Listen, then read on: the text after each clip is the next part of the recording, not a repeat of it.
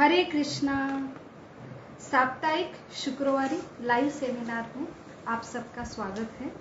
हमारा live seminar है जिसका मूल आधार है हमारे जीवन की लाइव समस्या और हमारे जीवन का जो अंतरंग आनंद है, शाश्वत आनंद है, वो कैसे आधार है। हमारे अलग अलग संस्कार, हमारे अलग अलग जो फेस्टिवल विधि आते हैं वो हमें कैसे सहायता करते हैं। जो अंतरंगी आनंद, वही अंतरंग स्वास्थ्य जिसे हम कहते हैं, जिसके द्वारा हम जीवन में शाश्वत आनंद का अनुभव कर सकते हैं, वही जीवन का एक सफलता मानी जाती है। ऐसा आनंद जो बाह्य रूप से जो दुख आते हैं उससे विचलित ना हो। इसलिए हम यहाँ पे सारे जो एजुकेशन सिस्टम है, हम ज्ञान अर्जित करना चाहते हैं, लेकिन ये ऐसा ज्ञान है जो हर जीव, जो सृष्टि का एक भाग है, उसके एक स्वभाव है आनंद रहने के लिए। इसलिए ये ज्ञान ये सब जीवों के लिए है, सबकी एक नीड है, आवश्यकता है। इसलिए हम सारे एजुकेशन सिस्टम में बहुत अवेयर रहते हैं, लेकिन ये ऐसा ज्ञान है जो हमें स्वास्थ्य प्रदान करे, जो कंप्लीट स्वास्थ्य हो, जो हृदय का अंतरंग स्वास्थ्य हो, जो सारे जीवन के जो अलग अलग समस्या है उसका भी निवारण हो। तो इसलिए हम यहाँ पे चर्चा करते हैं जो स्वास्थ्य, जीवन का आनंद और अलग अलग हमारे जीवन के जो समस्या उसका निवारण दे। और ये सारी चर्चा हमारे ग्रंथ पे आधारित है जो श्रीमद् भागवतम और श्रीमद् भगवद गीता यथारूप, ये गुरु शिष्य प्रमाणित ये ऐसे ग्रंथ द्वारा हम यहाँ पे साइंटिफिक शास्त्र दृष्टि से और हमें व्यवहारिक में ये कैसे उपयोग होते हैं हमारे आज के जीवन के लिए, इसलिए अलग अलग विषय चुनकर यहाँ पे हम चर्चा करते हैं। अभी जो पर्व चल रहा है सबसे साल का बड़ा पर्व है जो कार्तिक मास है, और कार्तिक मास का सबसे बड़ा पर्व है दीपावली का दिन। और आज बलि प्रतिपदा और कल जो भाई दूज है। तो ये सबसे बड़े पर्व और हमारा जीवन का आनंद और हमारे जो हृदय के जो विकार है उससे हम पीड़ित होते हैं, जैसे काम, क्रोध, लोभ, मोह, मद, मत्सर, उनका निवारण हम कैसे कर पाते हैं। ये जो आने वाले संस्कार है, आने वाले हमारे जो अलग अलग पूजा विधि है उसका व्यवहारिक हम कैसे उपयोग करें हमारे जीवन का आनंद और हृदय का स्वास्थ्य हम प्राप्त करने के लिए। तो आइए हम चर्चा करने के प्रारंभ हम प्रथम भगवान के चरणों में और गुरु के चरणों में हम प्रार्थना करते हैं कि हम ऐसे अज्ञान रूपी अंधेरा जो हमें दुख देता है उससे हम प्रकाशमक जो ज्ञान है उस तक हम पहुंचे, जो सिर्फ गुरु की और भगवान की कृपा से ही हमें प्राप्त होता है। ओम अज्ञानतिमिरान्धस्य ज्ञानाञ्जनशलाकया चक्षुरुन्मिलितं येन तस्मै श्री गुरवे नमः। नमो ओम विष्णुपदाय कृष्णपिष्टाय भूतले श्रीमते भक्तिवेदांत स्वामी इति नामिने। नमस्ते सरस्वती देवे गौरवाणी प्रचारिणे निर्विशेष शून्यवादी पाश्चात देशतारिणे। वाञ्छाकल्पतरुभ्यश्च कृपा सिन्धुभ्य एव च पतितानां पावनेभ्यो वैष्णवेभ्यो नमो नमः। जय श्री कृष्ण चैतन्य प्रभो नित्यानंद श्री अद्वैत गदाधर शिवास आदि गौर भक्तवृंद। हरे कृष्णा कृष्ण कृष्णा हरे हरे, हरे राम राम राम हरे हरे। मूकं करोति वाचालं पंगुं लंघते गिरिं यत्कृपातमहं वन्दे श्रीगुरु दीनतारिणं परमानंद माधवं श्री चैतन्यम ईश्वरम। हरे कृष्णा। हम जीवन भर ऐसा ज्ञान अर्जित करने के पीछे रहते, ऐसे इंफॉर्मेशन नॉलेज अर्जित करने के पीछे रहते हैं और ऐसा कुछ हमें प्राप्त हो जिससे हमारे जीवन की सारे समस्या सॉल्व हो, हमें एक शाश्वत आनंद प्राप्त हो। इसलिए जीवन के पहले 5 साल होने के बाद तुरंत हर कोई माँ बाप अपने लाडले पुत्र को एक डिसिप्लिन भरा एक एजुकेशन प्रणाली में डालते हैं और वो प्रणाली कि जिससे एक बालक को सहायता हो कि आगे जाके उसका भविष्य उज्जवल हो। भविष्य उज्जवल, इसका अर्थ है ये जीव जो हमारी रिस्पॉन्सिबिलिटी है वो ये ऐसे जीवन में खुशहाली प्राप्त करो और ऐसा एजुकेशन वो प्राप्त कर ले जिससे वो जीवन भर आनंदी रहे। और शुरू में ना चाहते भी उसे तपस्या करने के लिए माता पिता स्कूल में भेजते हैं और ऐसे ये तप जो शुरू में बहुत कष्टदायी लगता है, लेकिन फल स्वरूप ऐसे जो सही में तप लेने वाला अगर जो संतान है, ऐसा पुत्र और पुत्री है, वो सही में अपने माता पिता के निर्देशन में अगर सारे जो जिसके लिए शुरू में तप लगता है, तो वो सारी क्रिया होने के बाद एक फल स्वरूप उनके जीवन में अगर वो हायर एजुकेशन प्राप्त कर सकता है और हायर एजुकेशन के बाद वो अच्छी करियर उसे प्राप्त होता है, तो जीवन भर हम सुखी रह सकते हैं। ऐसा एक नियोजन माता पिता अपने पुत्र के लिए हर कोई माता पिता करते हैं और हम देखते हैं ये एक बहुत ही अच्छा प्रयोजन है। लेकिन ये इतना तप जो जीवन भर साल के 5 साल से हम कर रहे हैं और अभी हम पूरा एजुकेशन लिए हैं और एजुकेशन के बाद भी अपने करियर में भी हम तप कंटिन्यू कर रहे हैं और इतना सारा तप करने के बाद हमें अनुभव आता है, सब उसका अनुभव ले रहे हैं कि हम इतना सारा तप कर रहे हैं और अभी भी इतनी मेहनत प्रयास कर रहे हैं, लेकिन जो शाश्वत सुख है वो सही में वो प्राप्त हो रहा है। और इसलिए हमें ऐसा कुछ एजुकेशन और चाहिए कि जिससे हम हमारे जीवन की जो समस्या है, जो हमारा आनंद है, जो बाह्य कोई भी अगर चीज आती है, दैवी प्रकोप आते हैं, बाहर के जो लोग आते हैं, हम तो अच्छे रहने का प्रयास कर रहे हैं, लेकिन बाहर के जो संबंधी है, रिलेटिव है, अलग अलग जीव है, उनका हमारे आनंद पे असर होता है। तो ऐसा क्या करें कि हम सदा शाश्वत सुखी रहे और बाहर की कोई भी परिस्थिति, जो कोई भी दुख हो, जो हमारे आनंद को विचलित ना करे और हमारा जो पूर्णत्व परिपूर्णता हम हासिल करें। तो इसलिए हम यहाँ पे हमारे जो ग्रंथ है वो पूरा भर भर के हमें ऐसा एजुकेशन देते हैं और ऐसे अलग अलग विधियां संस्कार देते हैं जिससे हम ये हृदय का स्वास्थ्य जो अंतरंग आनंद है प्राप्त कर सकते हैं। और एजुकेशन में इंफॉर्मेशन, उसके बाद ट्रांसफॉर्मेशन, हम सही रियलाइजेशन जिसे विज्ञान कहते हैं कि हम अनुभूति लेते हैं कि हमारे जीवन में ये एजुकेशन के बाद हमें प्रैक्टिकल रूप से विज्ञान भी समझ में आ रहा है और जिससे हमारे जीवन में सही में परिवर्तन आ रहा है। तो हमें कुछ चाहिए, तो उसके लिए शुरू में थोड़ा श्रद्धा आवश्यकता है कि, और श्रद्धा कैसे डेवलप होती है कि सही में ये ऑथेंटिक है, रियलिस्टिक है। तो कोई भी सिस्टम प्रणाली में 12th के बाद अगर हम एडमिशन लेते हैं तो उसके लिए हम सारा इंफॉर्मेशन गैदर करते हैं कि ये डिग्री सही है और ये डिग्री में ये एजुकेशन, ये बुक सही है जिससे हम इसमें यश प्राप्त कर सकते हैं। तो उसे कहते हैं ऑथेंटिसिटी। तो ऐसे ही ऑथेंटिक्स अगर आपको ये ग्रंथ, हमें उससे श्रद्धा प्राप्त होती है और उसके बाद हम अगर एजुकेशन स्टार्ट करते हैं और इससे सही में जो जो बताए हैं उसको फॉलो करते हैं तो हमारे जीवन में क्या परिवर्तन होता है ये हम खुद अनुभव कर सकते हैं। लेकिन उसके लिए शुरू में श्रद्धा, विश्वास होना चाहिए और तभी हम उसके सारे जो विधि विधान है हम श्रद्धा से अगर फॉलो करते हैं तो हमारे जीवन में हम खुद उसका ट्रांसफॉर्मेशन विज्ञान भी रियलाइज कर सकते हैं। तो यही एक विषय लेके यहाँ पे हम चर्चा करते हैं और यही एक शास्त्र है जिससे हमें सारे संदर्भ प्राप्त होते हैं। जैसे जीवन के बहुत सारे हमारे जो अलग अलग जो प्रश्न है, अलग अलग समस्या है, तो ऐसे एक एजुकेशन सिस्टम नहीं है कि जिसके सारे प्रश्न के उत्तर हमें एक, अगर मेडिकल अगर फील्ड ले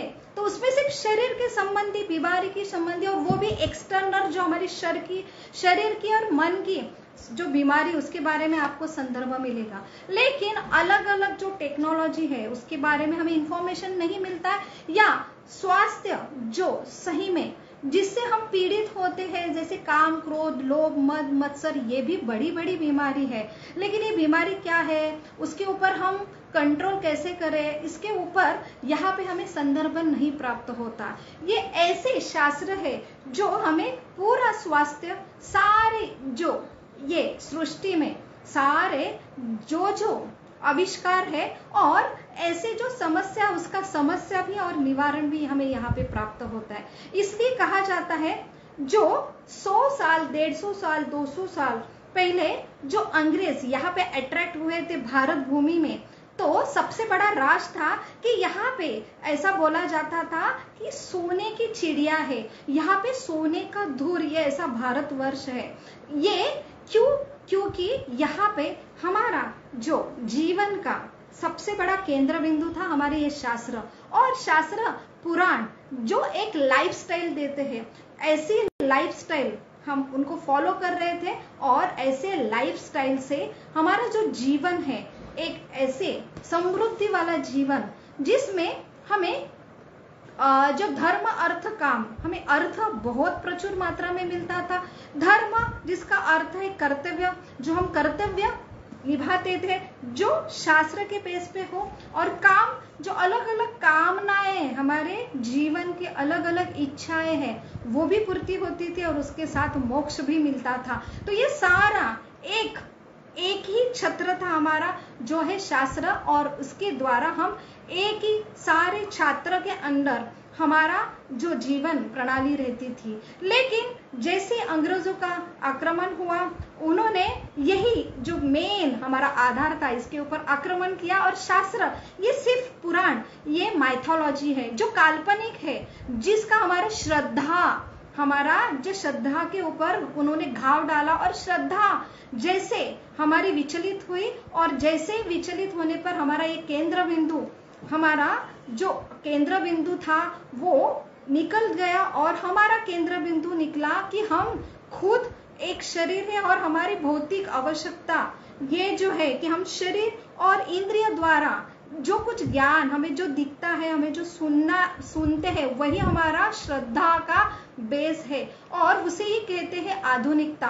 और ऐसे आधुनिकता की जो ट्रांसफॉर्मेशन हमारा हुआ है, इसलिए आज जो हम परिवर्तन देख रहे हैं कि हम सारे इसमें बहुत सारा प्रयास कर रहे हैं, मेहनत कर रहे हैं, और फिर भी हमारे जीवन में कहाँ है वो जो सोने का धूर था, कहाँ है वो समृद्धि, कहाँ है वो संतुष्टि, कहाँ है ऐसे जो सुख है जो रिलेशन में मिलता है। और ये सारे चेंजेस सिर्फ और सिर्फ हमारा जो केंद्र बिंदु है, जो हमारा मेन था, हमारी ये सारी प्रॉपर्टी है, जो ग्रंथ है, वो सिर्फ इसका जो ट्रांसफॉर्मेशन हुआ है, तो इसे कहते हैं कि श्रद्धा का ट्रांसफॉर्मेशन हुआ है। तो इसलिए हमें सही में ये अभी हमने खुद इसके ऊपर मनन करना चाहिए कि हम किस में कम पड़ रहे हैं। तो हमारे ये जो विधि, अलग अलग विधियां आती है, तो इसका और हमारा स्वास्थ्य का क्या संबंध है। तो हमारा मेन श्रृंखला चल रही है कि हम जो हृदय का स्वास्थ्य, जो सही में शरीर मन के स्वास्थ्य से भी बहुत ही जरूरी है, वो एक फाउंडेशन है हमारे शरीर के और मन के स्वास्थ्य के लिए, सबसे बड़ा स्वास्थ्य का विषय है। तो ये जो हृदय से हम आनंद की अनुभवते हैं और दुख का भी अनुभवते हैं, तो ये हृदय का जो सबसे बड़ा हमारा जो हृदय का भावना है, ये जो हृदय जो सबसे इम्पोर्टेंट पार्ट है, और इससे ही हम सुख का और दुख का अनुभव करते। तो ये अगर हृदय का भावना अगर विकास नहीं हुआ, या ये बीमारी से पीड़ित होता है, तो हम चाहे कितने भी अलग अलग भौतिक जो ऐश्वर्य प्राप्त करें, हम शरीर से बहुत तंदुरुस्त है, मन से भी तंदुरुस्त है, लेकिन हमारे हृदय में ऐसे कल्मश है, काम, क्रोध, लोभ, मद, मोह, मत्सर से, तो हम ये जो उपलब्धियां है, क्षणिक उपलब्धियों में आनंद का अनुभव करते हैं। और इसलिए हमें बहुत ही जरूरी, हम सबके लिए कॉन्शियस होते हैं, इसलिए हमारे जो हृदय का स्वास्थ्य है उसके लिए भी हमें कॉन्शियस होना चाहिए, उसका इंफॉर्मेशन, और इसमें अगर अवेयर रहे और उसकी अगर हम केयर करें शास्त्र के बेस पे, तो हमारे जीवन में कैसा परिवर्तन होता है। तो अब तक हमने काम और क्रोध इसके ऊपर चर्चा की, और आज हम पिछले हफ्ते से मोह क्या है, ये एक ऐसी बीमारी है जो शास्त्र कहते हैं कि हर जीव, ये सृष्टि में ये हर जीव पीड़ित है ये मोह से। ये मोह है, ऐसी बीमारी है। तो मोह माया, हम बहुत बार इसके बारे में सुनते हैं, लेकिन है क्या चीज, ये सही में मेरे जीवन में निगड़ित है, उसके लिए भी हम दुर्लक्षित होते हैं। तो मोह का अर्थ है कि जो नहीं है, जो नहीं है उसको, उसका अस्तित्व समझना, और जो है उसको नहीं समझना। तो जो मोह कहलाते हैं इंग्लिश में उसको इल्यूजन कहते हैं। जो वस्तु नहीं है उसका अस्तित्व समझना, और जो है उसका अस्तित्व नहीं है समझना। तो सबसे बड़ा एक कंफ्यूजन लगता है, क्या है? मोह का अर्थ है कि जो है सम्मोहन। तो सम्मोहन का अर्थ है कि हमें कोई सम्मोहित करता है। अगर कोई सम्मोहित करता है तो हम हमारा अस्तित्व, जैसे एक सिंपल, अगर कोई ड्रिंकिंग लेता है, तो ये उदाहरण बहुत ही हमें जल्दी समझ में आता है, क्योंकि ये ड्रिंकिंग का जो सम्मोहन है वो हम कॉमनली आजू बाजू में देखते हैं, बहुत ही प्रचलित है ना ऐसा, जो ड्रिंकिंग और सम्मोहित होना। ड्रिंकिंग के वजह से कोई ड्रंकन मैन है, वो सम्मोहित होता है ड्रिंक के वजह से, और उसके वजह से उसे समझ में नहीं आता है वो कौन है, वो क्या कर रहा है। तो इसे कहते हैं सम्मोहन, उसे ही मोह कहते हैं। और ये एक ड्रिंक के अल्कोहल की वजह से होता है। वैसे ही शास्त्र कहते हैं ये जो मृत्यु लोक है, ये भौतिक जगत है जिसमें हम रह रहे हैं, और यहाँ पे मृत्यु 100% कंफर्म है। इसलिए यहाँ पे जन्म मृत्यु जरा बाधी ये 100% है, और इसलिए उसे तमस का जगत कहते हैं। और ये तमस अर्थ ही इसका अर्थ है कि ये इल्यूजन है। तो जैसे मोह हमने एक देखा था, ये बीमारी है, और इस जगत में सारे जो बीमार, मोह से बीमार व्यक्ति है, जीव है, उनको यहाँ पे डाला गया है। तो वे जगत का ही नाम लिखा है तमस का, मोह का जगत। तो जैसे रुग्णालय है, वहां पे आपको रुग्ण ही मिलेंगे, तो वैसे ही ये तमस है भौतिक जगत, उसका नाम तमस है। यहाँ पे सारे मोहग्रस्त जीव है, तो यहाँ पे सारे जीव का कॉमन बीमारी है, ये मोहग्रस्त है। तो ये सम्मोहित ऐसे जीव है, तो इनको सम्मोहित ये बीमारी कैसे हुई? तो सम्मोहन का अर्थ है जो मैं नहीं हूं उसको समझना। तो जैसे युधिष्ठिर महाराज महाभारत में प्रश्न पूछते हैं यक्ष उनको कि बताओ युधिष्ठिर महाराज सबसे बड़ा ये दुनिया का आश्चर्य क्या है? तो यहाँ पे युधिष्ठिर महाराज उत्तर देते हैं कि सबसे बड़ा आश्चर्य है कि यहाँ प्रतिदिन हर जीव मृत्यु के मुंह में जा रहा है, और हर जीव इससे अभिज्ञ है, या उसको ये ऐसा पकड़ के ये लोग जी रहे हैं कि मुझे कभी भी मृत्यु नहीं आने वाली। ये उनको स्मरण ही नहीं रहता कि मेरा जो क्षय की वृत्ति है, कि मैं दिन ब दिन बूढ़ा होता जा रहा हूँ, 100% ये मृत्यु के मुंह में मैं जा रहा हूँ। तो ऐसा सबके लिए हम प्रयास करते हैं, हमारे बैंक बैलेंस के लिए, हमारे प्रॉपर्टी के लिए, मेरे हेल्थ के लिए, मेरे कॉस्मेटिक कॉन्शियसनेस के लिए, सबके लिए। लेकिन ऐसा कोई जीव यहाँ पे नहीं मिलता जो मृत्यु की तैयारी करे। और वो मृत्यु क्या है, मुझे नहीं चाहिए मृत्यु, इसके लिए मैं कंटिन्यू प्रयास करे, उसके लिए कॉन्शियस रहे, और उसके लिए कुछ ऐसा परमानेंट हल ढूंढते हैं। तो ये क्यों होता है? क्योंकि ऐसे सारे जीव मोहग्रस्त रहते हैं। मोहग्रस्त, उनमें मोहनी, या हम बोलते हैं कि सम्मोहन। तो ये सम्मोहन किया जाता है ये सारे जीव को। तो शास्त्र हमें इसका एक्सप्लेनेशन देते हैं। भगवान कहते हैं कि देवी ऐसा गुणमयी मम माया दुरतया। ये जो देवी ऐसा गुणमयी है, जो दुर्गा शक्ति है, माया शक्ति है, ये शक्ति ये मोहित करती है ऐसे जीव को। और यही एक सबसे बड़ा ज्ञान है। जैसे हम सब ज्ञान के लिए बहुत उत्साहित रहते हैं कि मेरे लिए क्या आवश्यक है, मुझे अच्छा रहने के लिए अच्छा बंगला चाहिए तो मैं जीवन भर प्रयास करूं कि बंगले के लिए मुझे कितना मेहनत करना पड़ेगा, तब मैं इतनी सारी जो लक्ष्मी है, पैसा, उसको अर्जित करूं। उसके लिए हम प्रयास करते हैं, क्योंकि ये ज्ञान है कि मुझे अच्छा रहना है और मुझे नीड है ये। दूसरा ज्ञान रहता है कि मुझे मेरा नाम हो सोसाइटी में, और इस क्योंकि बंगला भी नहीं रहता, कुछ भी नहीं रहता, लेकिन नाम मृत्यु के बाद रहता है, इसलिए मैं प्रयास करता हूँ बहुत कि मेरा नाम अच्छे से, मेरा एक प्रतिष्ठित नाम हो। उसके लिए हम जीवन भर प्रयास करते हैं। लेकिन सबसे बड़ा जो ज्ञान है कि ये सृष्टि में मैं आनंदी रहना चाहता हूँ, परमानेंट रहना चाहता हूँ, लेकिन फिर भी मृत्यु का काल आता है और मुझे डिसमिस करता है। उसके वजह से मेरा नाम, मेरी प्रतिष्ठा, मेरा सब प्रॉपर्टी, मेरे सारे इतने सब अर्जित किए हुए रिलेशन मेरे से छीन लिए जाते हैं। और मुझे ना चाहते हुए भी, चाहे मैं डॉक्टर हूँ या कोई भी मेडिकल फील्ड में हो, फिर भी मुझे कंपल्सरी बीमारी आती है। तो ऐसा क्या है कि मैं इससे ऊपर उठूं? तो ये क्यों होता है? तो शास्त्र हमें यहाँ पे एक्सप्लेन करते हैं कि ये सारे जीव जो शाश्वत जीव है, सही में वो परमानेंटली आनंदी रहना चाहते हैं, फिर भी उनको कंपल्सरी ये जो टेम्पररी जो जगत है उसका नियमों का उनको कंपल्सरी पालन करना पड़ता है। और ये मोह ये ऐसा है कि वो ये 3 गुणों द्वारा, ये प्रकृति के 3 गुणों द्वारा कंपल्सरी हर क्षण में नचाए जाते हैं। फिर भी ये सबसे बड़ा आश्चर्य है कि मोह की वजह से उनको लगता है मैं तो स्वराट हूं, मैं किसका भी नियंत्रण में नहीं हूं, और मैं क्यों पालन करूं, मैं कुछ क्यों मानूं। जो कठपुतली जैसा नचाया जाता है प्रति क्षण, और वो ऐसा निसहाय है, और उसकी सारी डोरी ये प्रकृति के गुणों के ऊपर है।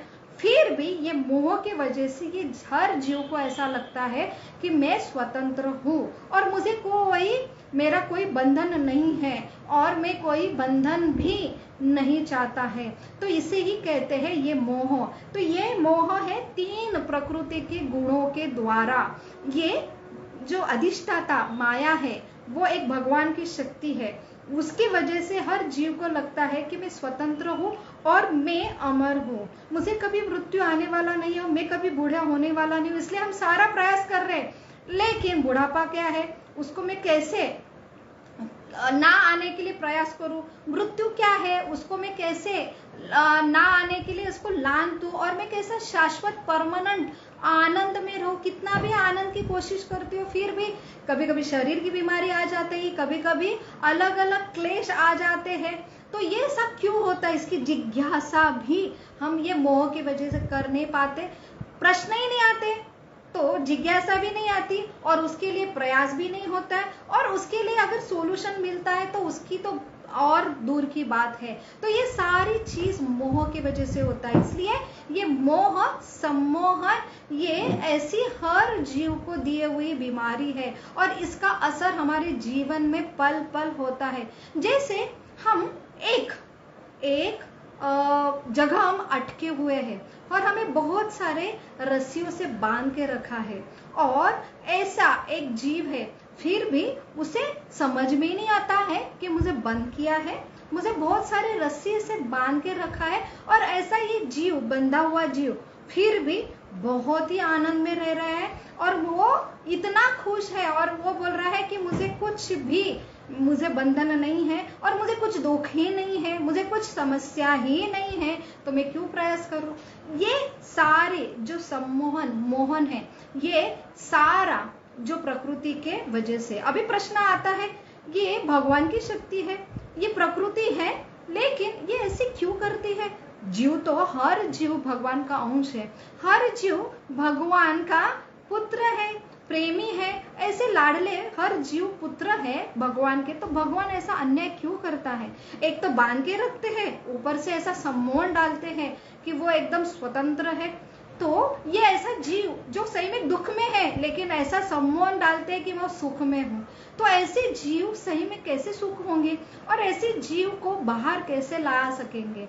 तो यहाँ पे शास्त्र हमें उत्तर देते हैं कि जीव ये भगवान का अंश है, भगवान सच्चिदानंद पूर्ण स्वराट है और छोटा सा ये अंश भगवान का जो पुत्र है वो भी सच्चिदानंद है, लेकिन ये स्वराट है, ये विभु है संपूर्ण रूप से और ये जो है अंश के मात्रा में है, लेकिन इसने इच्छा की कि मुझे स्वतंत्र रहना है। भले ही उसका जो स्वभाव है कि ये पूरा निर्भर है अपने ये संपूर्ण रूप से, लेकिन इसकी एकमात्र इच्छा है और भगवान ने एक स्वतंत्रता दी है कि वो इच्छा कर सकते हैं। भले वो पूरा निर्भर है लेकिन एक स्वतंत्रता है, सूक्ष्म स्वातंत्र जिसे कहते हैं, और इसे ही प्रेम कहते हैं। अगर ये अंश इसके ऊपर निर्भर है लेकिन ये सिर्फ अपने नियंत्रण में उसको रखता है तो उसे प्रेम नहीं कहते हैं।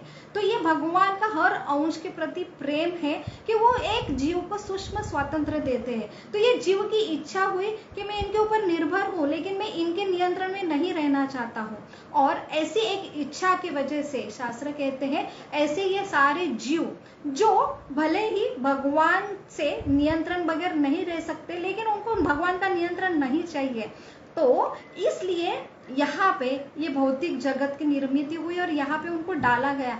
क्यों? और उनकी इच्छा है कि हमें नियंत्रण नहीं चाहिए, लेकिन वो निर्भर भी है, वो एक क्षण में भी एक कोई भी चीज के लिए बिना इनकी सहायता नहीं रह सकते, इसलिए नियंत्रण में रखा, लेकिन ये नियंत्रण की डोरी है वो गायब कर दी गई।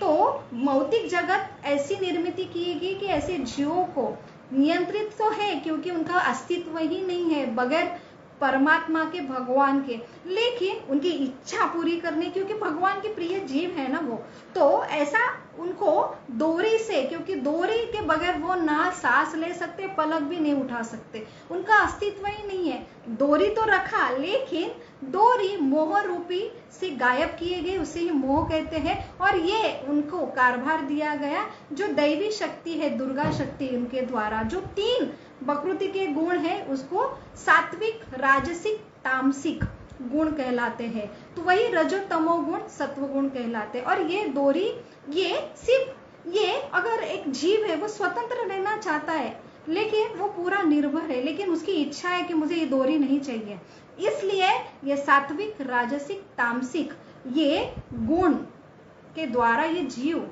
रचाए जाते, नचाए जाते, और उनका जो प्रयास है खुलेआम रहना है, उसके लिए ये भौतिक प्रकृति का ऐसा नियोजन किया गया।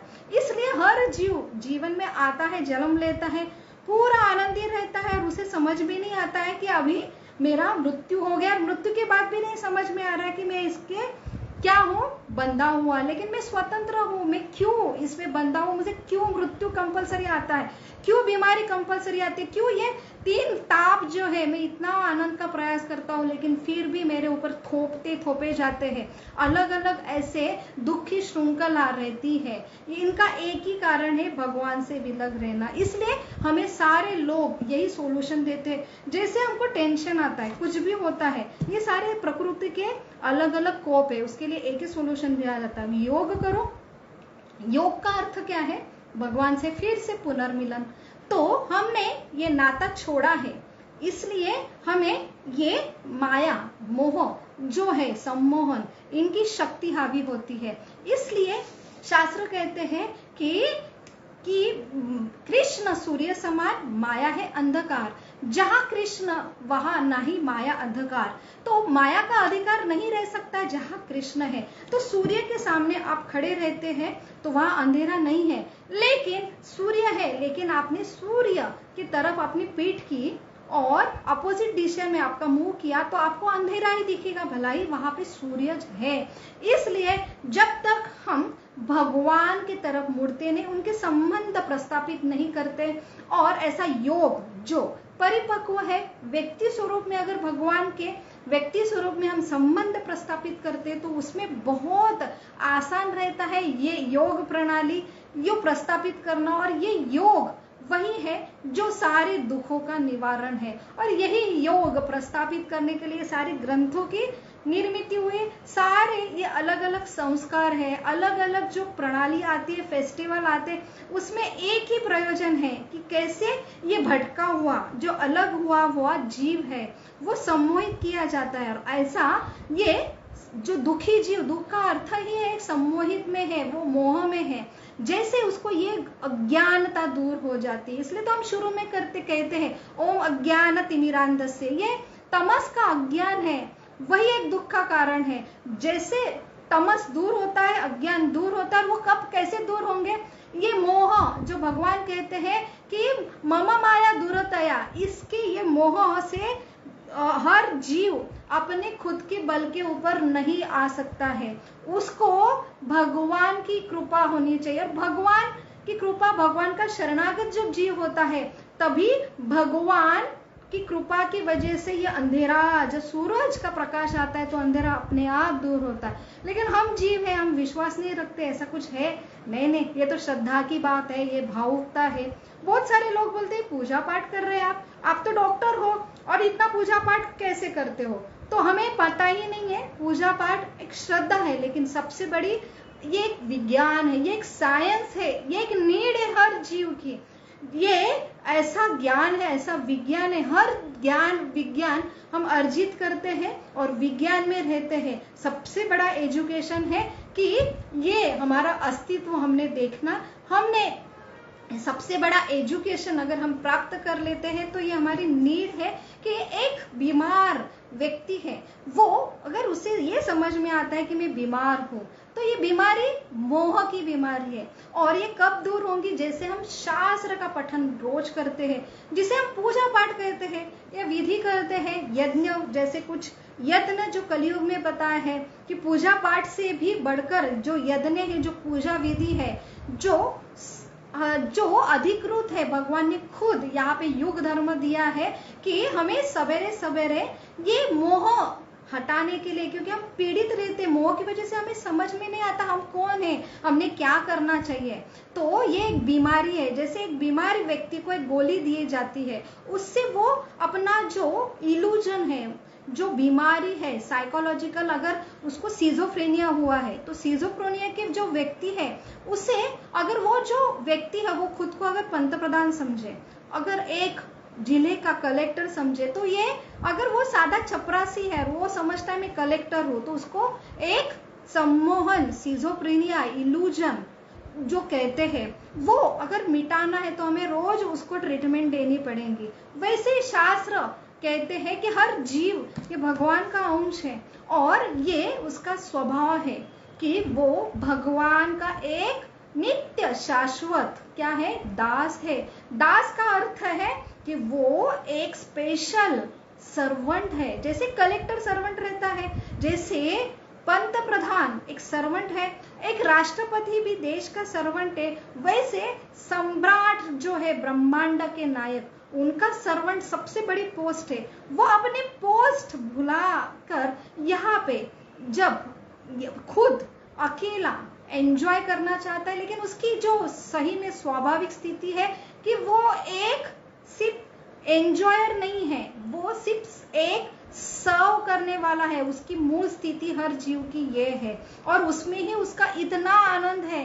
जो एंजॉयर भगवान है उनसे भी बहुत गुना आनंद एक सर्वेंट को मिलता है कि ऐसी एक जीव का जो मूल स्वभाव है, जो खुद उसका अस्तित्व अगर वो भूल जाता है और वो एंजॉयर करके यहाँ पे ये मूड से आता है, उसकी चेतना ये डेवलप होती है, तो यहाँ पे भौतिक जगत में डाला जाता है। और जितना वो एंजॉय करने के मूड में रहता है उतना ही वो खुद एंजॉयर नहीं है और इसकी वो प्रॉपर्टी भी नहीं है। ये मेरा शरीर भी मेरा नहीं है, ये भौतिक प्रकृति, उसके ऊपर मैं एंजॉयर बनने का प्रयास कर रहा हूँ, उसको अलग अलग भोग करने का प्रयास कर रहा हूँ। तो ये पनिशमेंट अलग अलग प्रकृति के जो नियम है वो लादे जाते हैं, उसके वजह से अलग अलग प्रारब्ध, जिसे हम प्रारब्ध या नसीब बोलते हैं, ऐसे ऐसे हमारे ये जीव को अलग अलग शरीर में डाला जाता है। तो इसे ही ये मेन जो तत्व है खुद का भूलना, ये सबसे बड़ा कारण है। इसलिए सारे शास्त्रों का एक ही विधान है कि सब जीवों का दुख का कारण है अज्ञान, उसे कहते हैं इग्नोरेंस, इल्यूजन। तो सबसे बड़ा अज्ञान है जो अंधेरा देता है, तमस देता है, कि खुद की जो स्वरूप स्थिति है वो भूलना। तो ये कुछ भावुकता नहीं है, ये एक रियलिटी है, ये सुपर साइंस नॉलेज है। तो अगर हम सारे बुक्स पढ़ते हैं और हम उनको फॉलो करते हैं, लेकिन हम जब ये पढ़ने लगते हैं तो यही एक ट्रीटमेंट कहलाती है, जो मोह के लिए ट्रीटमेंट है। जैसे हम ये पढ़ते हैं, हमें ज्ञान मिलता है, हमें उसके ऊपर विश्वास आता है, ये कैसा साइंटिफिक वे से हम प्रेजेंट किया जाता है, हमका अनुभूति भी आती है। और जैसे ये विधि, जैसे एक रुग्ण को ट्रीटमेंट के रूप में कुछ गोलियां दी जाती है, जो गोली है कि सवेरे सवेरे उठो, ये सात्विक जो माहौल रहता है उसमें मोह कम रहता है, तमस कम रहता है, उसमें आप उठ के भगवान का नाम लो। जो विधि है सबसे बड़ी पूजा विधि है, जो ये युग में भगवान ने खुद दिए है। हरे कृष्णा कृष्ण कृष्ण हरे हरे, हरे राम राम राम हरे हरे। तो आप बोलेंगे ये कोई संप्रदाय होगा जो फॉलो कर रहा है, भाविक है, ये श्रद्धा है। लेकिन शास्त्र जो ऑथेंटिक है, जो भगवान से गुरु शिष्य परंपरा से आए, ये कहते ये ट्रीटमेंट है हर जीव की जो मोहग्रस्त है और जिससे वो दुखी रहता है। तो मोहग्रस्त जो ये मोह वो मिटाने के लिए कि सही स्वाभाविक स्थिति क्या है, मेरा दुख का कारण क्या है, मैं दुखी क्यों हूँ, ये ट्रीटमेंट की ये गोली है। जो सवेरे सवेरे जो जीव समझता है कि मैं बीमार हूँ, और ये ट्रीटमेंट ये सिर्फ पूजा विधि नहीं है कि मुझे अच्छा लगता है, मुझे कृष्ण अच्छे लगते हैं, मुझे ग्रंथ अच्छे लगते हैं इसलिए मैं उसका पालन करता हूँ, तो या पूजा पाठ करना मेरा शौक है। ये एक ज्ञान है, विज्ञान है, ये सही में वास्तविकता है।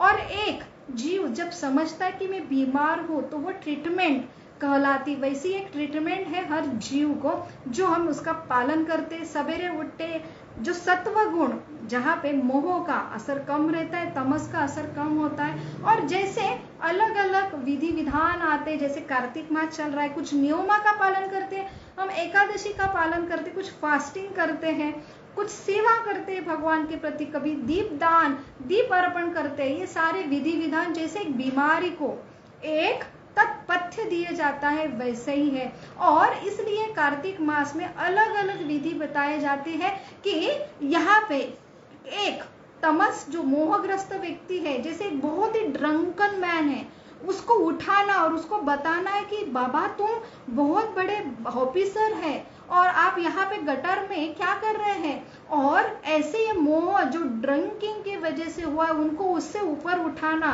और उनको फिर से उनके चेतना में लाना, ये बहुत ही दुष्कर है। जिसलिए भगवान कहते हैं ये मम माया दुरतया, ये माया की वजह से, मोह की वजह से, ये जैसे गुरुत्वाकर्षण की शक्ति रहते, वैसे ये शक्ति की वजह से ये जीव जो है खुद का स्वरूप भुलाए बैठे। इसलिए वो खुद को समझ ही नहीं रहे कि मैं दुख में हूँ, मैं यहाँ पे अटका हूँ और मुझे यहाँ से यही दुख का कारण है, और मुझे तो शाश्वत आनंद चाहिए, परमानेंट चाहिए, लेकिन ये भी भूल जाता हूँ मैं। और ऐसा ये मोह मिटाने के लिए अपने प्रयास से बहुत ही डिफिकल्ट है। इसलिए अलग अलग जो फेस्टिवल आते हैं तो उसमें ये अलग सी, जैसे हमने पिछले टाइम देखा कृपा, जो मैं बहुत मेहनत से कमाती हूँ और मुझे सिर्फ एक लॉटरी का टिकट लगता है, वो बिना मेहनत का मुझे इतनी सारी लक्ष्मी पैसा मिलता है, वो एक कृपा है। तो वैसे ही बम्पर जो अलग अलग विधि आती, जैसे कार्तिक मास चल रहा है, तो हम रोज तो हमारा जो ट्रीटमेंट ले रहे हैं, हम मंत्र जाप कर रहे हैं, सवेरे सवेरे कुछ विधि विधान करते हैं, तो ये सिर्फ पूजा पाठ भावुकता नहीं है। ये सही जो बुद्धिमान ज्ञानी है वो समझ लेता है कि मुझे आनंद में रहना है। कोई लोग आनंद में रहते हैं, जैसे तामसिक लोग रहते हैं, कोई राजसिक लोग रहते हैं, कोई सात्विक लोग हैं, तीनों भी आनंद में रहते हैं। जो भगवत गीता में 14वें अध्याय में इसका वर्णन आता है कि प्रकृति के 3 गुण, ये तीनों गुण से लोग सुखी रहते हैं, आनंदी रहते हैं। तामसिक वाला कैसे सोचेगा कि मुझे जीवन मिला है तो मैं खाऊं पीऊं और ऐश करूं, इसमें ही जीवन वो बताते हैं। अगर कोरोना जैसी महामारी आती है, जोर से एक प्रकृति धक्का मारता है, तब समझता है कि अरे बाप रे, ये जीवन है ना बहुत क्षणिक है। हमने भी देखे रियलाइजेशन, अलग अलग लोगों के रियलाइजेशन कैसे निकले, इतना बड़ा झटका मिला। और इसमें जो जीव जो अलग अलग गुणों से प्रभावित होते, तामसिक लोग क्या बोलेंगे, बाबा ये जीवन बहुत क्षणिक है, इसलिए क्या करो, आज है कल है कि नहीं मालूम है। ये रियलिटी उनको समझ में आई है। तो ये दुखालय अशाश्वत जगत है, 100% उसको कोई नहीं कर सकता, ये रियलाइजेशन आ गया। लेकिन इसकी अलग अलग रिएक्शन क्या है।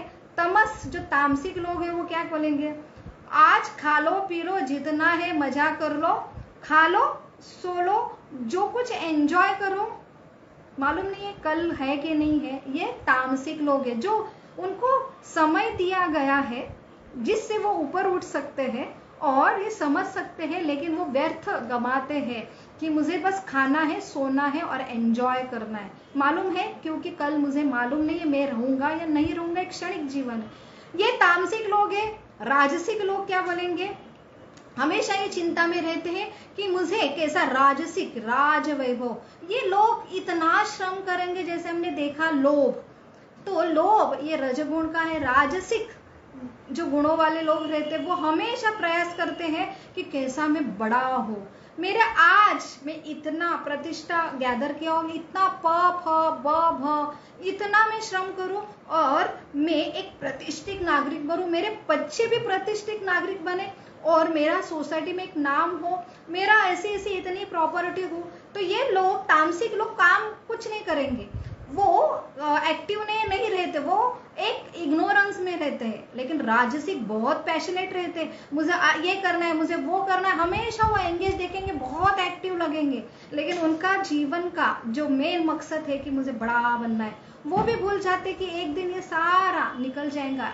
तो बहुत एक्टिव रहते हैं, लेकिन उनकी जो श्रम करने की कैपेसिटी वो बहुत अच्छे है। तामसिक लोगों से कंपैरिजन बहुत एक्टिव है, वो इग्नोरेंस या आलस्य नहीं रहता है उनमें, लेकिन उनकी जो पैशन है उसका जो यूज है वो सिर्फ प्रतिष्ठा बढ़ाने में है। और प्रतिष्ठा बढ़ाने में वो ऐसे ऐसे अलग अलग शत्रुओं को पालते हैं और शत्रु तैयार करते हैं, और शत्रु को जीवन भर वो ये शत्रु को आज मैंने खत्म किया, अभी इतने सारे शत्रु हैं उनको ऊपर भी विजय प्राप्त करूं, एक दिन मैं ऐसा राजा बनूंगा कि मेरे कोई शत्रु नहीं रहेंगे। ये एक राजसिक, तो मैं कैसा कम समय है, मालूम है कुछ होगा नहीं होगा, लेकिन मैं मेरा नाम गैदर करूंगा, मेरी प्रॉपर्टी गैदर करूंगा, मेरे आने वाले सारे पीढ़ी कैसे सुखी रहे और मेरा स्मरण करेंगे ऐसा कोई था। ये राजसिक गुणों के लक्षण है। और जो सात्विक गुण रहते हैं, जो कैसे सोचेगा कि जीवन क्षणिक है, लेकिन वो जैसे हमने 9 द्वार देखे, ये द्वार है जो सात्विक लोगों का, जो हर द्वार में ऐसे लोग भोजन भी सात्विक करते हैं, जो जिससे ऐसा साइंटिफिक इसके पीछे बेस है कि आप सात्विक शाकाहारी भोजन लेते हैं और वो भी अगर प्रसाद के रूप में लेते हैं तो हमारे जो ब्रेन से मेमोरी सेल्स है वो एक्टिवेट होते हैं, और इससे आपको ज्ञान जो सही में आप राजसिक और तामसिक लोगों को अगर ये देंगे नहीं पढ़ो, बिल्कुल नहीं, मंदिर में जाओ वो 2 मिनट भी नहीं बैठ सकते, ऐसे ज्ञान के लिए वो बैठ भी नहीं सकते हैं, और इसलिए वो बहुत ही उदासीन रहते हैं। और उनकी जो मेमोरी सेल है वो ये रूप में ये ज्ञान अर्जित करने के लिए उनको बहुत ही उदासीनता, और नाम देते हैं कि हमें कुछ विश्वास नहीं है, क्योंकि ये हाई जो एनर्जी है उसके लिए वो अट्रैक्ट ही नहीं होते हैं और उसको समझता ही नहीं। ऐसे राजसिक तामसिक लोग हैं। लेकिन सात्विक लोग हैं, सात्विक आहार करने वाले, सात्विक दिनचर्या का पालन करने वाले, शास्त्र का पठन, उनमें ये बहुत ही जैसे लौल्यम इंटरेस्ट है मुझे। तो राजसिक तामसिक लोग इंटरेस्ट किस में रहते हैं, उनका हॉबी क्या रहता है, एंजॉय करो, म्यूजिक देखो, मूवीज देखो, सीरियल देखो, पैसे गैदर करो, पैसे गैदर करने के बाद हमको ये देखना है, मुझे इतना टूर किया इंडिया का, अभी आउट ऑफ वर्ल्ड का टूर करना है, तो इतना श्रम करते हैं और उसमें गमा देते हैं राजसिक तामसिक लोग। लेकिन जो सात्विक लोग हैं वो हमारा जो समय मिला है तो उसमें ये गैदर करते हैं कि नॉलेज मुझे ऐसा कुछ प्राप्त हो कि जिससे मुझे समझे कि मैं यहाँ पे क्यों अटका हूँ। तो ये अथाह तो ब्रह्म जिज्ञासा, ये शास्त्र पठन करते हैं और उसका पालन भी करते हैं, क्योंकि वो सात्विक जो उनकी प्रणाली, जीवन प्रणाली फॉलो करते। सात्विक हम दिन में भी देखते हैं, सात्विक, राजसिक, तामसिक जो समय रहता है, तो लोग भी हमको 3 कैटेगरी में मिलेगी, समय भी हमारा 3 कैटेगरी में मिलेगा। हमारी श्रद्धा, पूजा विधि हम देखते हैं, सारे त्योहार बाकी के तो अलग अलग रहता है, लेकिन दीपावली ऐसा त्योहार है कि सारे लोग धूमधाम से करते हैं। लेकिन समय में सही में इतना ये बहुत बड़ा फेस्टिवल है, अगर हम अच्छी तरह से हमारे मन के हिसाब से हम उसको फेस्टिवल है पूजा विधि करेंगे तो उसका लाभ क्या होगा, और शास्त्र के विधि विधान से करेंगे तो उसका लाभ क्या होता है। तो इसलिए हर जीवन का जो हर लोग जिस टाइप के होंगे, जो स्वभाव में वो स्थित होते प्रकृति के गुण के, वैसे कैटेगरी का उनको फल भी मिलता है। तो राजसिक, तामसिक लोग श्रम करते हैं, परिश्रम करते हैं, उनका जो फल है बहुत क्षणिक रहता है।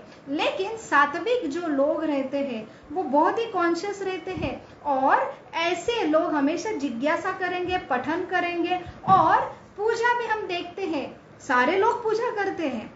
लेकिन जैसे एक जीवन का हम देखते हैं कि तामसिक लोग बोलेगा खाओ पियो मजा करो, जीवन क्षणभंगुर है। राजसिक बोला बहुत मुझे अर्जित करना है प्रॉपर्टी, चलो कमा लो, ये राजसिक है। और सात्विक गुण देखेगा कि मुझे इससे बाहर निकलना है, इसलिए वो ऐसा कुछ ज्ञान अर्जित करेगा और इससे 3 गुणों से ऊपर उठने का प्रयास करेगा और शास्त्र के ऊपर वो जीवन अपना व्यतीत करेगा। वैसे ही पूजा विधि है, सब पूजा विधि करने वाले मिलेंगे। दीपावली के दिन सबसे बड़ा लक्ष्मी पूजन है, ऐसा कोई घर नहीं होगा कि जिसमें लक्ष्मी पूजन ना होता है। क्यों? क्योंकि लक्ष्मी ये बहुत सारे अट्रैक्टिव, ऐसा कोई जीव नहीं होगा कि जो पैसे से अट्रैक्शन नहीं होगा। और वो दिन अगर लक्ष्मी की पूजा होती तो ये श्रद्धा, कोई नास्तिक भी है वो भी लक्ष्मी पूजन करता है। क्यों? अट्रैक्शन है। क्यों? लक्ष्मी ये समझती है ना, जिससे बहुत आनंद सुख मिलता है और विश्वास थोड़ा रहता है कि इस दिन करनी चाहिए, लक्ष्मी घर में आती है। तो सारे राजसिक, तामसिक, सात्विक ये तीनों जो स्वभाव के लोग हैं वो लक्ष्मी पूजन करते हैं। लेकिन उनका जो मूड रहता है, जो तामसिक लोग हैं वो भी लक्ष्मी पूजा करते हैं, तो उनको तामसिक जो श्रद्धा कही जाती, तामसिक पूजा कही जाती है। तो और राजसिक वाले भी क्या करेंगे कि मुझे बहुत सारी लक्ष्मी मिलनी चाहिए, ये मूड से वो पूजा करेंगे, उसको राजसिक पूजा कहते हैं। और लेकिन सात्विक जो लोग रहते वो सात्विक पूजा करते तो वो ग्रंथ में जैसा बताया गया वो आधार पर पूजा करते हैं। तो सात्विक लोग ग्रंथ पे जो कहा जाता है कि ग्रंथ में लक्ष्मी ये स्वयं नारायण भगवान की अर्धांगिनी है और उसने वो एक प्रकृति के 3 गुणों की एक अधिष्ठाता है, जो ऐसे जीवों को धर्म अर्थ काम, ये अर्थ जो सबसे महत्वपूर्ण अंग है, जो काम भी प्रदान करता है, ऐसे ये अर्थ प्रदान करने वाली जो मुख्य देवता है उसके प्रति कृतज्ञता होने की वजह से हम इनकी पूजा करते हैं। तो राजसिक लोग मुझे चाहिए और मैं इतने सारे मुझे कामना तृप्त करना है इसलिए पूजा करते हैं। सात्विक लोग पूजा करते हैं कि मुझे सिर्फ लक्ष्मी को धन्यवाद देना है कि आप मुझे ये नीड है मेरी धर्म अर्थ काम, उसके लिए आप सहायता कर रहे हैं। और सबसे बड़े जो शुद्ध सत्व जो 3 गुणों से और ऊपर है, जो सही में भगवान की निस्वार्थ, जो अन्य अभिलाषिता शून्यम, कोई भी अभिष्टता नहीं, बस भगवान एक मेरे आराध्य देवते सब कुछ प्रदान करने वाले हैं। और वो जैसे शास्त्र में कहते हैं, इसलिए मैं सारे देव देवता की एक रिस्पेक्ट करके पूजा करता हूँ और ये लक्ष्मी भगवान की अर्धांगिनी है और इसलिए पूजा करते हैं। तो ये जो है शुद्ध सात्विक। और भगवान को जब हम प्रसन्न करेंगे तो सहस्र लक्ष्मी, तो ब्रह्म संहिता में भी ब्रह्मा जी कहते हैं लक्ष्मी सहस्र सत संभ्रम सेव्यमानम गोविंदमादि पुरुषम तमहम भजामि। तो जो शुद्ध सत्व जो 3 गुण के ऊपर वाले लोग हैं, जिन्होंने ये ज्ञान अर्जित किया है, वो भगवान की पूजा करते हैं। जो दामोदर भी कहते हैं, ऐसे भगवान जो कृष्ण ने इसी दिन दीपावली के दिन दामोदर लीला की थी और उसमें हमें वो लेसन देते हैं कि कैसे लक्ष्मीपति सहस्र लक्ष्मी उनके जो वैकुंठ में उनकी सेवा करते हैं। ऐसे बुद्धिमान जीव एक लक्ष्मी के लिए पूजा सिर्फ अपने स्वार्थ के लिए ना करके जो लक्ष्मी सहस्र जो पति है, जिससे सारी लक्ष्मी प्रसन्न होते हैं, ऐसे भगवान की संतुष्टि के लिए आराधना करता है। तो दामोदर लीला में भगवान हमें यही लेसन देते हैं कि जैसे यशोदा मैया प्रयास करती है उखड़ से ऐसे नटखट कान्हा को बांधने के लिए, और 2 उंगली कम पड़ते हैं। 2 उंगली का अर्थ है सबसे बड़ी बुद्धिमत्ता है, लक्ष्मी प्राप्त करने से भी सबसे बड़े कि जो लक्ष्मीपति है उनको अगर प्राप्त करना, वही सही बुद्धिमत्ता है और वो मुकुंद है। और वही भगवान की अगर कृपा होती है तो ये 3 गुणों से हम ऊपर उठते हैं और हमारा शाश्वत धाम में अगर योग प्रस्थापित होता है तो हम भगवत धाम ये जीवन में भी अनुभव कर सकते हैं, और मृत्यु के बाद हम भगवत धाम फिर से वापस जाते हैं। तो भगवान के आनंद के लिए, भक्ति के लिए, उनको जीतने के लिए प्रयास करते हैं ऐसे 3 गुणों से जो शुद्ध भक्त है, शुद्ध सत्व में स्थित रहते हैं। तो भगवान की लेसन फॉलो करते हैं कि भगवान को जीतना, बड़े बड़े योगी तपस्वी इतना प्रयास कर रहे हैं लेकिन भगवान उनको प्राप्त नहीं होते हैं। ऐसे व्यक्ति स्वरूप, मूर्तिमंत स्वरूप जो भगवान है, उनको जीतने के लिए बस भक्ति हृदय से, ये जो प्रेम है, जो अहेतु की अप्रतिहता, बिना कोई जो स्वार्थ है कि मुझे भगवान ये दो वो दो, ये सारा जो कम बुद्धि वाले लोग हैं कि मुझे ये चाहिए। सबसे बड़ी बुद्धिमत्ता है कि भगवान के इतने सारे ऐश्वर्य ये मुझे नहीं चाहिए, खुद भगवान चाहिए। अगर भगवान प्राप्त होते तो भगवान के साथ सारे ऐश्वर्य हमें मिलते, और उसके साथ भगवान का जो हृदय में प्रेम, जो हमारा स्वभाव है कि हम भगवान के प्रेमी हैं, वो अगर प्राप्त हो गए, जो राजा के घर में पुत्र के रूप में चला जाता है, उसको राजा का सारा ऐश्वर्य ऑटोमेटिक मिलता है और ऊपर से राजा का प्रेम मिलता है, सिक्योरिटी परमानेंट हो जाती है। ये सबसे बुद्धिमत्ता है जो हमें शास्त्र पढ़ने से समझ में आता है कि हमने पूजा कैसी करनी चाहिए। तो आज सब कोई करते हैं विधि विधान, अलग अलग फेस्टिवल भी आते हैं वो भी पालन करते हैं, लेकिन हम हर चीज समझ के करते। कोई ट्रीटमेंट करना है, हम गूगल पे जाते सर्च करते कि ये फील्ड में सबसे अच्छा डॉक्टर कौन है, उसके बाद भी डॉक्टर ने जो दिया है मेडिसिन सही में बराबर दिया है कि नहीं, वो हर चीज परख के लेते। तो पूजा विधि भी करना है तो हमने हमारे मन ढंग से करना चाहिए। ये पीढ़ी पीढ़ी से हमने आए हैं कि जैसे एक डॉक्टर का पुत्र है, डॉक्टर बन गया, हम उनके पास ट्रीटमेंट करेंगे क्या? नहीं, डॉक्टर के पुत्र ने सही में डिग्री ली है, ऑथेंटिसिटी है, वो उतना ही एक्सपर्ट डॉक्टर है, तभी हम उनसे इलाज करेंगे। वैसे पीढ़ी पीढ़ी से जो पूजा करते आ रहे हैं, अगर हम वही फॉलो करेंगे कि नहीं नहीं हम ऐसे ही करेंगे, लेकिन जो बुद्धिमान है वो बोलेगा ये लक्ष्मी पूजन है क्या, देखो तो सही ये प्रमाणित कैसा उसका जो प्रमाण होगा, तो शास्त्र के बेस पे ऊपर वो वैसी पूजा करेगा, तभी उसको 100% लाभ होगा। तो इसे कहते हैं कि सबसे बड़ा एजुकेशन जो हमारे ग्रोथ के लिए, हमारे विकास के लिए, हमारे आनंद के लिए हुआ है, तो इसे कहते हैं राजसिक, सात्विक और शुद्ध सात्विक जो पूजा है। तो ये तीनों गुण, जो तामसिक जो गुण वाले लोग रहते वो भी पूजा विधि करते हैं, लेकिन उनका प्रयोजन रहता है कि ऐसी पूजा विधि करना कि जिससे दूसरों का नुकसान हो। राजसिक वाले सिर्फ अपना भलाई कि मुझे कैसा लक्ष्मी मिले और मैं कैसा अमीर हो और मैं एक दिन इतना प्रतिष्ठित हो, इसलिए पूजा विधि अलग अलग देवी देवता का पूजन करता है, मुझे ये कामना है वो कामना है, ऐसा ऐश्वर्य चाहिए।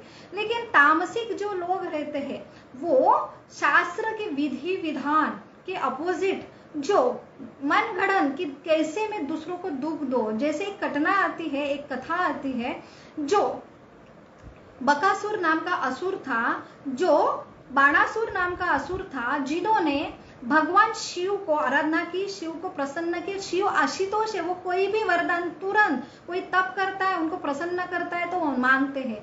तो ऐसे असुर जो हर शरीर का एक एक अंग काट के अर्पित करा था यज्ञ को, और अभी सारे अंग उसने अर्पित कर दिए थे, अभी सिर्फ ये उसका जो सर बाकी था वो भी खुद काटने ही वाला था। तो शंकर वहां पे प्रकट हुए और बोलने लगे ये क्यों कर रहा है इतना, बोलो क्या चाहिए, इतना खुद को कष्ट मत दो।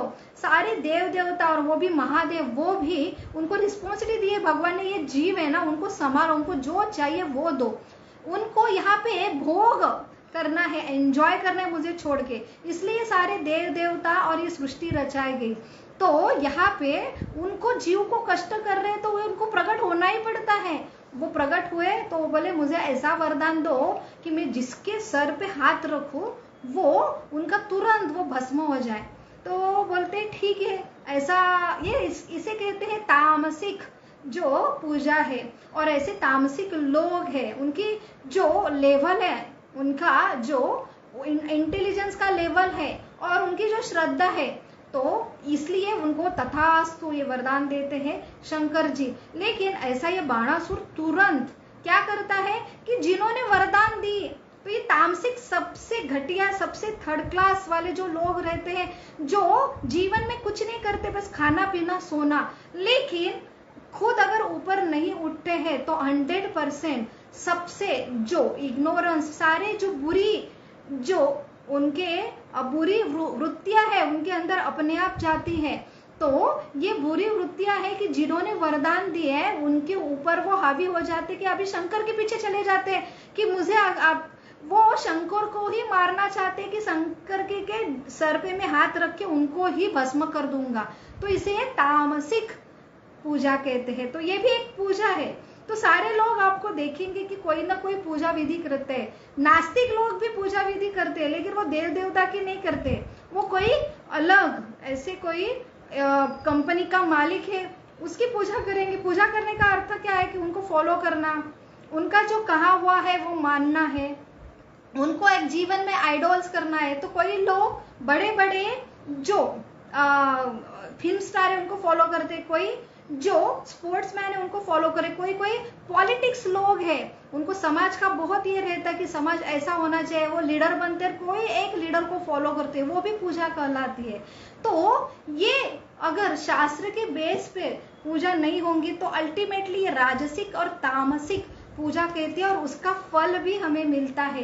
तो अगर हम शास्त्र को फॉलो नहीं करेंगे पूजा विधि कैसे करना चाहिए तो हमारा फल भी वैसे ही रहेगा। तो इसलिए बहुत ही जरूरी है, बहुत सारे पूजा विधि आते हम पालन भी करते हैं, लेकिन सही में लाभ अगर हमें प्राप्त करना है तो हम शास्त्र के बेस पे हमने करना चाहिए। इसलिए सवेरे उठना, ये कार्तिक मास का पर्व चल रहा है, क्यों 3 जो प्रहर रहते हैं, जो सवेरा का सात्विक गुण रहता है उसमें हम कुछ जो करते हैं उसके बहुत गुना लाभ रहते हैं, क्योंकि सात्विक गुणों का असर रहता है। दोपहर में हमको ये काम करना है, वो काम करना है, ये एक्टिवनेस पैशन रहता है। लेकिन जैसे ही रात होती तमस का असर होता है कि हमको कंपलसरी सोना पड़ता है, आलस्य हो जाता है। तो एक ज्ञानी पुरुष है जो आश्रय लेता है ये ज्ञान का कि सात्विक, राजसिक, तामसिक ये जो गुण है जो काल के प्रभाव में हर पूजा की विधि में है, हर जीव में वो सतर्क रहता है और ज्यादा से ज्यादा सात्विक काल का आश्रय लेता है और सात्विक जो क्रिया है उसको पालन करता है, सात्विक अपनी जीवन प्रणाली का वो प्रयास करता है और सात्विक से वो शुद्ध सात्विक स्तर पे उठता है। वही सबसे बड़ा ज्ञान है, सबसे बड़ा विज्ञान है। तो यहाँ पे हमें आज बलि प्रतिपदा है और कल भाऊदीज है, तो ये दोनों भी। और सबसे बड़ा आज गोवर्धन लीला, जैसे कल दामोदर लीला हुई थी, हमें लक्ष्मी पूजा के बारे में मालूम है, लेकिन दामोदर लीला जो हमने डिस्कस की उसके बारे में बहुत ही लोग अभिज्ञ है, उनको ये ज्ञान नहीं है। और सबसे बड़ी पूजा भगवान की है, जो दिया अर्पण करते हैं, भगवान को खुश करेंगे तो सारे लक्ष्मी अपने आप हमसे प्रसन्न होंगे। ये एक है आज जो भगवान ने सबसे बड़ी लीला की थी, गोवर्धन लीला, जहाँ पे इंद्र का अभिमान, जो देव देवता है सृष्टि में, ये जीवों को जो अटके हुए हैं उनको आनंद देने के लिए, उनको जो कामना है वो तृप्त करने के लिए उनको एक पोस्ट दिए है। इंद्र एक पोस्ट है, तो इंद्र का गर्वहरण करने के लिए जो व्रजवासी है वो इंद्र पूजा रोकते भगवान के मार्गदर्शन पर। और गोवर्धन एक पर्वत है जो उनको फल फ्रूट सारे प्रदान करते हैं, तो वो भगवान का ही एक रूप है।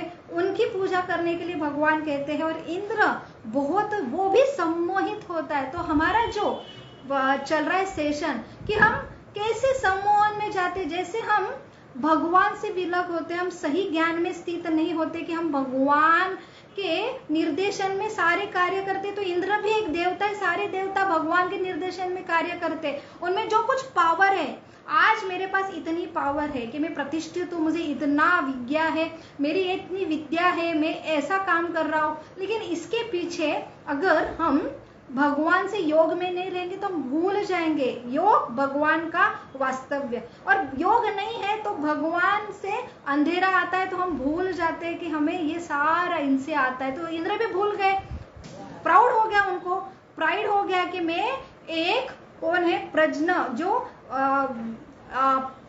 जो बारिश देने वाला एक देवता हूँ। अगर ये मेरी पूजा नहीं करते तो मैं बड़ी बादल जो अलग अलग ऐसे इतना जोरदार का वर्षा उन्होंने वृंदावन के ऊपर करा और उससे पूरा वृंदावन का नाश करने का उनका प्रयास था। लेकिन वो भूल गए कि ये कृष्ण छोटे से बालक है, लेकिन यहाँ पे लीला कर रहे हैं, लेकिन वो स्वयं मेरे अधिपति है, जिससे मुझे शक्ति मिलती है। ये मोह में चले गए और इसका असर हुआ कि 7 दिन भगवान ने एक गोवर्धन को अपनी उंगली पे रखा और सारे जो प्रेमी वृंद भगवान के वृंदावन वासी व्रजवासी तो उनको आश्रय दिया। उनकी इच्छा थी कि सारे व्रजवासियों के भगवान का संग मिले। और ऐसी इतनी सुंदर 7 दिन गोवर्धन जो लीला संपन्न हुई और आखिरी में इंद्र को समझ में आया कि ये स्वयं भगवान है और मुझे सारी शक्ति है। जो संवर्धन बादल भी एक इतने बड़े बड़े बादल के जहाँ पे प्रलय के टाइम पूरा ब्रह्मांड नष्ट करने के लिए उनका जो स्थान है, वो एक गोवर्धन की छोटी सी पत्ता भी हिल नहीं पाते हैं। तो उससे समझ में आता है ये साधारण मनुष्य नहीं है, भगवान है और उनसे ही मुझे शक्ति मिलती है। वहाँ पे शरण आते हैं और यहाँ पे हमें ये लेसन मिलता है कि हम सब कुछ योग में स्थित नहीं है, तो हम एक इग्नोरेंस में मोह में चले जाते हैं और वही एक दुख का कारण है। और वही हम अलग अलग जो चीज करते हैं बिना ज्ञान से, और इससे ही हम और अलग अलग हमारे नए नए प्रॉब्लम्स खड़े करते। इसलिए बहुत जरूरी है रोज योग करना। सबसे बड़ा योग है जो हम करते हैं योगा, ये शरीर के लिए सबसे बड़ा योग है। इनसे रिलेशन प्रस्थापित करना, और रिलेशन प्रस्थापित करने के लिए सबसे बड़ी विधि है जो ये योग में दी है, जो शास्त्र में प्रमाणित है। हरे कृष्णा कृष्ण कृष्णा हरे हरे, हरे राम राम राम हरे हरे। तो ये योग अगर हम रोज प्रस्थापित करते हैं तो हम क्या कर रहे हैं, इसका हमेशा हम ज्ञान में रहें और फिर सारा जो हमें फल है जो भगवान की संतुष्टि से हमें मिलेगा। और इसलिए बहुत ही जरूरी है ऐसा योग जो शास्त्र के बेस पे वो, और उसकी पूजा विधि भी शास्त्र के बेस पे वो हमने करना चाहिए। आज एक बलि प्रतिपदा भी है जो बलि महाराज थे, प्रहलाद महाराज के वंश में है। वो प्रहलाद महाराज के जो उनके परदादा थे, ऐसे बलि महाराज वो एक असुर परिवार में थे। उन्होंने वामन भगवान से, जो वामन भगवान जो आए थे ब्राह्मण के रूप में, उन्होंने पूरा आत्मनिवेदन जो पूरा समर्पित करते हैं वामन देव को। और 3 पग जो भूमि मांगते वामन देव, उसमें 2 पग मिलता है, तीसरा मिलता नहीं है, तो खुद समर्पित होते हैं। तो यहाँ पे वामन देव भगवान खुद ऐसे बलि महाराज को क्या बंदी बना लेते हैं। लेकिन भगवान है जो परीक्षा लेते हैं कि सही में सब कुछ उनसे आता है, लेकिन एक जीव जब भगवान के योग में आता है, गुरु के मार्गदर्शन में आता है, तब समझ में आता है कि भगवान से सब कुछ आता है। तो ये भगवान को न्यूचार कर दूं तभी मेरा दुख की श्रृंखला खत्म होंगी। तब यहाँ पे बलि महाराज को प्रसन्न होके उनको एक पाताल में, उनको एक ग्रह देते, उनको एक पाताल में साम्राज्य देते, वहां पे वो राज करते असुर के रूप में। बिल स्वर्ग उनको कहते हैं।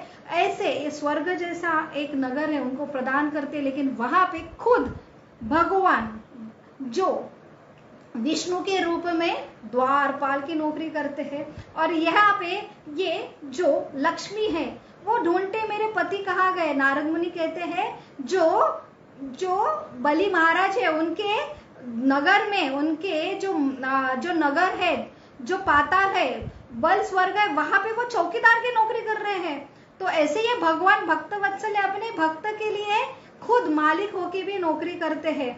तो यहाँ पे लक्ष्मी अभी यहाँ पे आज के दिन बलि महाराज के दिन गई और उन्होंने एक छोटी सी अबला स्त्री का रूप लिया और उन्होंने बोला कि ये भाई द्विज है, आज मुझे आपको राखी बांधना है, पूजा करना है, मुझे कोई सहारा नहीं, आप मेरे भाई हैं। और बलि महाराज की पूजा करने पर वो जब भाई के रूप में उनकी पूजा करते और भाई का कर्तव्य रहता है कि बहन को कुछ प्रदान करो, गिफ्ट, तो वहां पे वो बहन को गिफ्ट मांगते हैं। तब लक्ष्मी जी उनको बोलते हैं ये जो मेरे पति है ना उनको छोड़ दो और मुझे वापस कर दो। और ऐसे ये बहन के लिए गिफ्ट देने के लिए आज जो वैकुंठपति है, लक्ष्मीपति है, जो भक्त वत्सल है, उनसे वो यहाँ पे जो नौकरी कर रहे थे उनकी आज लक्ष्मी जो अपने पति की यहाँ पे सुटका करके फिर से वैकुंठ धाम लेके आती है। ऐसी ये बलि जो आज बलि महाराज का बलि प्रतिप्रदा है उसका आज महत्व है। कल भाऊ द्विज है और भाई द्विज का महत्व है सबसे यम और यमुना। तो यमराज की बहन है जो जुड़वा है यमुना नदी। ऐसा बोला जाता है कि यमुना नदी में कोई भाई और बहन आज जो भाई द्विज के दिन स्नान करता है तो उनके घर जो यमराज है वो उनका जो आगमन